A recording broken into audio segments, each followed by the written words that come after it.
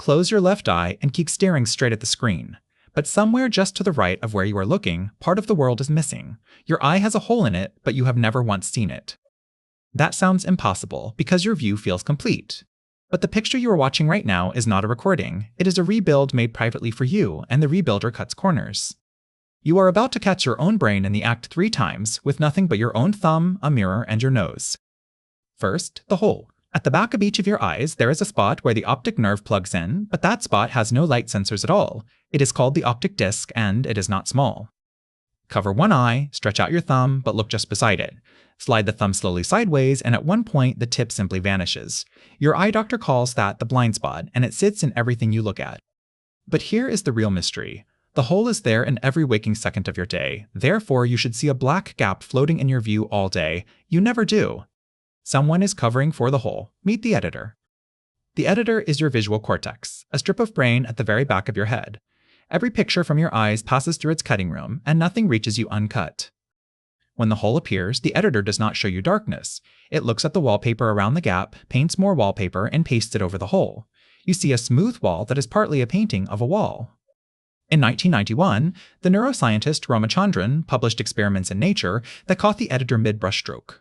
Volunteers stared at a screen while a pattern surrounded their blind spot. Within seconds, the volunteers saw the pattern fill the gap. Stripes they were never shown. Their editors invented the missing stripes and delivered them as fact. Therefore, part of what your eyes are giving you right now, in this exact moment, was never captured at all. It was composed for you.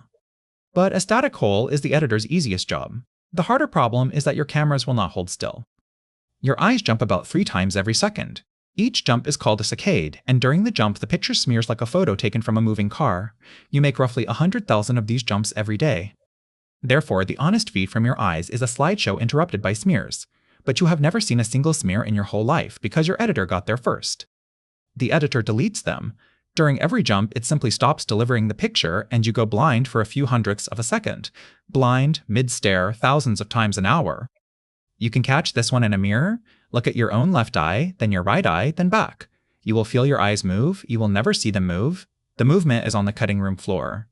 But deleting frames leaves gaps in time, and this is where the editor's trick gets genuinely strange. It fills the gap by stretching the next frame backwards. You have seen the evidence. Glance at a ticking clock and the first second sometimes hangs too long, as if the clock froze.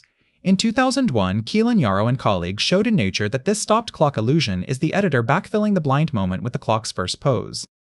So the picture is patched and the timeline is patched. Now raise the stakes because the editor does not only cut, it predicts. Light needs time to become sight. Your retina, your nerves, your cortex, each stage burns milliseconds. Therefore, by the time a picture reaches you, it is roughly 1/10 of a second old. Everything you have ever seen was the past. 1/10 of a second sounds harmless. But a ball thrown at you crosses several meters in that time. Therefore, an honest brain would always reach where the ball used to be.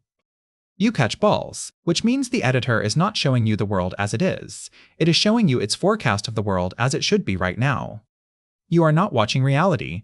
You are watching a live drama, written slightly ahead of the facts, corrected only when the facts object. And you can feel the forecast working. This is the second catch, and it is the reason you cannot tickle yourself. In 1998, Sarah Jane Blakemore, Daniel Wolpert, and Chris Frith published brain scans in Nature Neuroscience showing that when your own hand moves to touch you, the editor mutes the sensation before your fingers land. The editor read the script, knew the touch was coming, and cut the scene as boring. A stranger's hand has no script, therefore the same touch from someone else arrives at full volume and you jump. Try it now. Drag a fingertip slowly across your own ribs, but remember the last time someone else did it. Same skin, same pressure, different movie. By now, the editor might sound like an enemy. It is not. Without it, 3 jumps a second would feel like living inside a shaken camera, and every heartbeat would thump through your vision. So, here is the obvious fix. If the editor invents things when you look around, then hold perfectly still, stare hard at one point, and you will finally see the raw, honest picture. It feels airtight. Sit with it for a moment.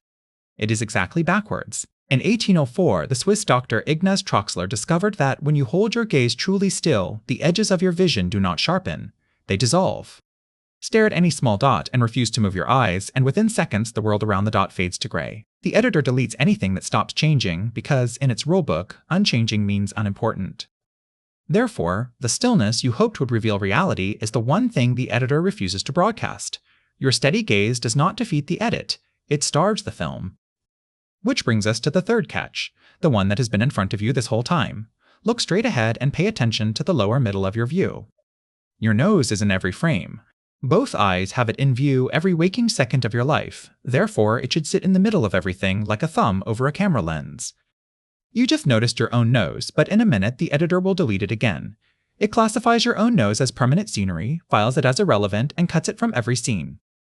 Stop and take stock of this exact moment. A painted patch is covering a hole in each eye. Smeared frames are being cut, the timeline is stretched, the future is forecast, and your nose has just been removed. All of it, right now, in you. The smartest objection is waiting to be said out loud. If my view is stitched from guesses, why does the world never look wrong, and why do I not walk into doors all day? Because the guesses are built from a lifetime of being checked. Every time a forecast misses, the miss itself is the loudest signal the editor gets, and the next guess is corrected. The edit is not lazy, it is trained. Therefore, when the checking loop is starved, the edit shows its seams.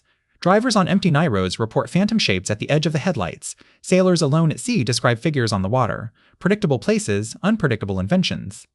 And one thing about the editor remains genuinely unsolved.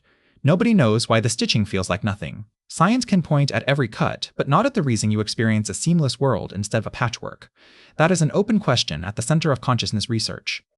So run the catches one last time with both eyes open, the thumb that vanished, the eyes that never move in the mirror, the nose that is there the instant you ask and gone the instant you stop asking. You did not find a broken eye today. You found a working editor and you caught it working. Most people never do. Your ears run a cutting room of their own. Tonight, in a silent house, notice the hiss it plays to fill the silence. That sound is not in the room, it is the edit.